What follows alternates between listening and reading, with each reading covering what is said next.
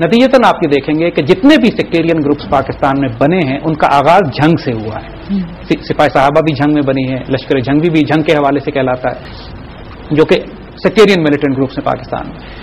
उससे पहले इनके रिटेलिएशन में भी जो मिलिटेंट ग्रुप शियों ने बनाए, सिपाही मोहम्मद के नाम से उन्होंने बनाया, वो भी एक दहशतगर्द ग्रुप था बिल्कुल। और अनफॉर्चुनेटली इन दोनों ग्रुप्स ने इतनी खुरेजी की पाकिस्तान में। लेकिन एक बात हम बड़ा वाजे करना है यहाँ पे, देखिए जिस तरह नॉर्दर्न आयरलैंड में है कि कैथोलिक और प्रोटेस्टेंट्स आपस में लड़ते हैं, यानी उनके शिया सुन्नी जो आपस में लड़ते हैं, बाकायदा शहर तकसीम हुए हुए हैं, एक आधा शहर इस तरफ है और कैथोलिक एक तरफ है, प्रोटेस्टेंट्स एक तरफ है। पूरे पाकिस्तान में ऐसी कोई जगह नहीं है कि जहां पे इस तरीके से शिया और सुन्नियों की कोई लड़ाई होती है। और शिया सुन्नी की लड़ाई नहीं है पाकिस्तान में, टेरिटोरियल ऐसी कोई लड़ाई पाकिस्तान में नहीं है। देखिए मैं वाजे करना चाहूं, पाकिस्तान में जो लड़ाई है पर्टिकुलरली वो छोटे छोटे दो ग्रुप्स की है सिर्फ, यानी सिपाही साहबा, लश्कर जंगवी या सिपाही मोहम्मद या इस तरह के जो फॉलोअर ऑफशूट छोटे छोटे ग्रुप्स हैं, ये ग्रुप लड़ते हैं। किसी ना मेन स्ट्रीम शियास ना मेन स्ट्रीम सुन्नी, आप अपने माशरे में शहरों में आसपास देख लीजिए, कहीं भी इस किस्म की कोई प्रॉब्लम नहीं है। Now let's discuss the role of these religious parties and the sectarian violence that's taking place in our country at the moment. देखिए एक बात जो समझने की बड़ी जरूरी है वो ये कि पाकिस्तान में कई रिलीजियस पॉलिटिकल पार्टीज हैं, मजहबी सियासी जमातें हैं। इनमें से कोई भी मजहबी सियासी जमात दहशतगर्द नहीं है। Let me make this very clear. ये कालदम जमातों को, कालदम की बात हम नहीं कर रहे। कालदम जमातें जो हैं वो सियासी जमातें नहीं हैं, हम रिलीजियस पॉलिटिकल पार्टीज की बात कर रहे हैं। जो टेररिस्ट ग्रुप्स हैं वो तो बिल्कुल अलग हैं, वो पाकिस्तान ने भी उनको बैन किया हुआ और उन्होंने वाकई पाकिस्तान में दहशतगर्दी की है। हम रिलीजियस पॉलिटिकल पार्टीज की बात करते हैं। लेकिन अनफॉर्चुनेटली ये क्या वजह है कि रिलीजियस पॉलिटिकल पार्टीज तमाम की तमाम जो कि खुद दहशतगर्द नहीं हैं, सेक्टेरियन टेररिज्म को रोकना चाहती हैं, उसके बावजूद ये बिल्कुल इस काबिल नहीं हुई कि पाकिस्तान में सेक्टेरियन दहशतगर्दी को रोक सके। इनके फेलियर की वजह क्या है? It's a very important point that we need to understand. वो ये है कि जितनी भी बड़ी बड़ी रिलीजियस पॉलिटिकल पार्टीज हैं पाकिस्तान में वो खुद सेक्टेरियन पार्टीज हैं। यानी ये बहुत अफसोस की बात है कि मिसाल के तौर पे एक जमात है वो सिर्फ देवबंदी स्कूल ऑफ थॉट को रिप्रेजेंट कर रही है, दूसरी है जो सिर्फ बरेलवी स्कूल ऑफ थॉट को रिप्रेजेंट कर रही है, तीसरी अहले हदीस स्कूल को रिप्रेजेंट कर रही है, चौथी शियों को रिप्रेजेंट कर रही है। और यानी ऑलमोस्ट जब आप खुद एक पॉलिटिकल पार्टी बनकर भी एक सेक्ट को रिप्रेजेंट कर रहे हैं और दूसरे मुसलमान सेक्ट्स को आपके अंदर अकोमोडेट ही नहीं किया जा रहा, आप इतने ब्रॉड बेस्ड नहीं है दूसरे मुसलमानों को अकोमोडेट और एडजस्ट करने के लिए, तो ये आपके पास वो मैंडेट ही नहीं है, रिलीजियस मॉरल अथॉरिटी ही नहीं है कि आप मुल्क में फिरकावाराना दहशतगर्दी को रोकने के लिए काम कर सकें। ये पॉलिटिकल अलायंसेस बनाते हैं लेकिन ये आर्टिफिशियल होते हैं, मुसलमानों को रिप्रेजेंट कोई नहीं कर रहा। यूं तो सैयद भी हो, मिर्जा भी हो, अफगान भी हो, तुम सभी कुछ हो, बताओ तो सही तुम मुसलमान भी हो। अल्लामा इकबाल ने यहां पर भी बड़े दुख के साथ ये बात कही थी कि मुसलमान अपने आप को चाहे वो मजहबी तौर पर तकसीम करें फिरकों में, चाहे वो कौमियत की बुनियाद पर तकसीम करें, ये तमाम के तमाम फिर मॉरल अथॉरिटी खत्म हो जाती है ऐसे ग्रुप्स की, चाहे वो सियासी हों या मजहबी हों, कि वो मुल्क से फिरकावारीत खत्म कर सके। हाँ, ज्यादा से ज्यादा सिर्फ ये कर सकते हैं ये कि सेक्टेरियन वायलेंस को कम करने के लिए ये थोड़ा सा रोल अदा करके इसको नॉन वायलेंट लेवल्स पर लाने की कोशिश करें।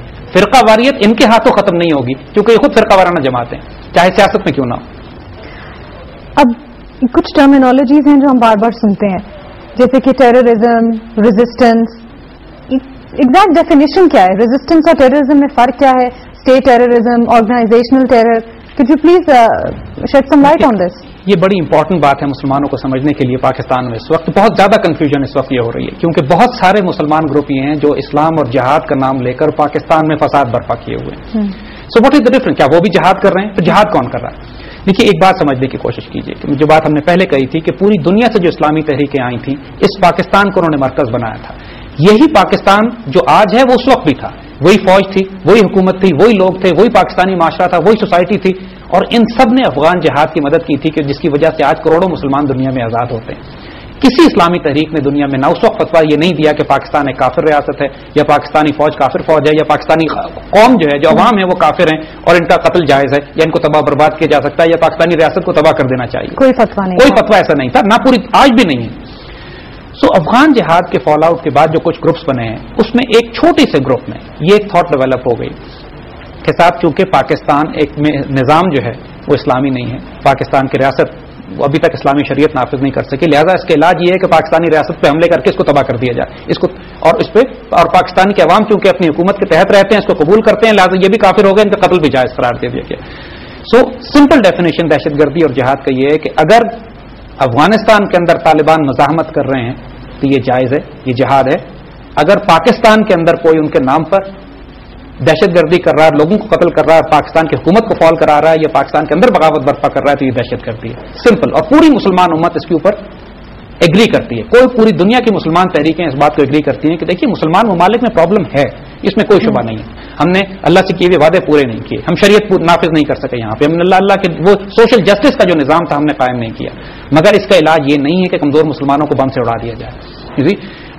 جو بڑی بڑی مسلمان موومنٹس ہیں، دیکھیے مصر کے اخوان المسلمون جو ہے، اخوان المسلمون نے کبھی بھی تکفیر یا کفر کا راستہ اختیار نہیں کیا. آج بھی وہ مصر میں تمام تر مار کھانے کے باوجود، اس بات کے باوجود کہ اخوان المسلمون کی قیادت کو سولی چڑھایا گیا وہاں، اس کے باوجود وہ لوگ پولیٹیکل پروسیس میں حصہ لیتے ہیں، دعوت اور تبلیغ کا کام کرتے ہیں، اور آہستہ آہستہ وہ اتنے پاپولر ہو گئے کہ الیکشن بھی ہوتے ہیں تو وہ تقریباً حکومت ان کی بننے کے قریب پہنچ چکی ہے.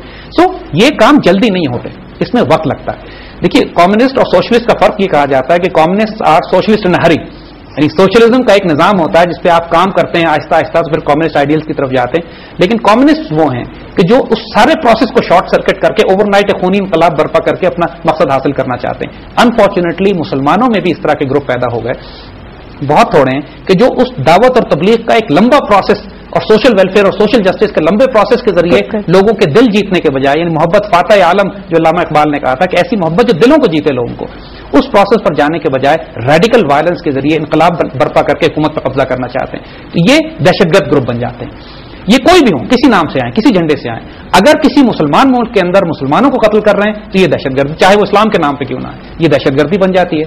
اگر کشمیر کے اندر یا افغانستان کے اندر مسلمان ممالک کو آزاد کرانے کے لیے جدوجہد کر رہے ہیں تو یہ جائز ہے. So it is not the resistance that matters, it's the motive which matters. اور کس جگہ کیا جا رہا ہے؟ پاکستان کے اندر کوئی جہاد نہیں ہو رہا ہے کہ بغاوت. دیکھیے اگر پاکستان کو آپ تباہ کرتے ہیں یا پاکستان پر حملے کرتے ہیں، یہی تو آبجیکٹو زائنسٹ کا بھی ہے، یہی انڈین زائنسٹ کا بھی ہے، ہندو زائنسٹ کا بھی ہے، کرسچن زائنسٹ کا بھی، جوئش زائنسٹ کا بھی.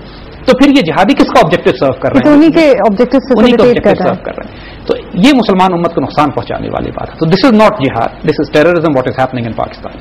سو is it possible to contain the sectarian militancy? دیکھیے ایک بات جو that we need to understand again is کہ پاکستان میں کتنی طرح کے وائلنس ہیں، پہلے اس کو سمجھ لیجیے. ہمارے یہاں صرف سیکٹیرین وائلنس نہیں ہے، کئی طرح کے violence. Political militancy, let's take them one by one. اس سے پہلے ہم تھوڑا سا آنے چاہیں گے تھوڑا اس کے بیک گراؤنڈ کے اوپر کہ مجموعی طور پر جو پاکستان میں مذہبی جماعتیں یا گروہ ہیں وہ کتنی قسم کی ایکٹیویٹی کر رہی ہیں، کتنے قسم کے کام کر رہی ہیں. جو میجورٹی ہے پاکستان میں، جو مدرسے چل رہے ہیں، جو اسلامی جماعتیں اور تحریکیں ہیں، وہ بہت اچھا دعوت اور تبلیغ اور ساتھ ساتھ ایجوکیشن اور تعلیم کا کام کر رہے ہیں. قطع کلامی کی معافی چاہتی ہوں لیکن وقت ہوا ایک شارٹ بریک کا. حاضر ہوتے ہیں بریک کے بعد. Welcome back after the break. بات ہو رہی تھی ڈفرنٹ ویریس ٹائپس آف ملیٹنسیز کی. تو دیکھیے جو مختلف قسم کے پاکستان کے اندر گروپس ہیں، ایک گروپ تو وہ ہیں جو صرف تعلیم، جیسے مدارس ہیں، تعلیم کے اندر ویلفیئر میں، سوشل ویلفیئر میں، بچوں کو تعلیم دینے میں، مدرسوں کا جو نظام چل رہا ہے، ان میں سے کوئی بھی دہشت گردی میں ملوث نہیں ہے مجموعی طور پہ، عمومی طور پر. پاکستان کے جو مختلف اسکول آف تھاٹس ہیں، یعنی اگر آپ ایک طرف ہمارے یہاں دیوبندی اسکول آف تھاٹ ہے، ایک طرف بریلوی اسکول آف تھاٹ ہے، پھر وہ اہل تصوف کے سلاسل ہیں، پھر فقہ جعفریہ والے شیعہ لوگ ہیں، پھر اہل حدیث ہیں، مختلف مسالک ہیں جو پاکستان میں چل رہے ہیں. اگر آپ ایک چیز نوٹ کریں تو ان میں سے کوئی بھی مین سٹریم گروپ دہشت گردی کی طرف مائل نہیں ہے. چھوٹے چھوٹے جو ملیٹنٹ گروپس ہیں ان کا تعلق یا دیوبندی سیکٹ سے ہے، یعنی لشکر جنگی یا سپاہی صحابہ دیوبندی سیکٹ سے، یا شیعہ سیکٹ سے سپاہی محمد جو ملیٹنٹ گروپ تھا وہ نکلا تھا. مجموعی طور پہ دیوبندی سیکٹ یا شیعہ سیکٹ ملیٹنسی یا وائلنس کو ریجیکٹ کرتا ہے یہاں. لیکن ان میں سے چھوٹے چھوٹے گروپ بریلوی سیکٹ میں یا صوفیہ کے جو سلاسل ہیں یہاں پہ یا اہل حدیث کے جو گروپس ہیں ان کے اندر ملیٹنسی کم ہے. اہل حدیث میں تھوڑی سی ہے لیکن دیر مور کنٹرول. سو تعلیم کے ساتھ ساتھ جو ایجوکیشن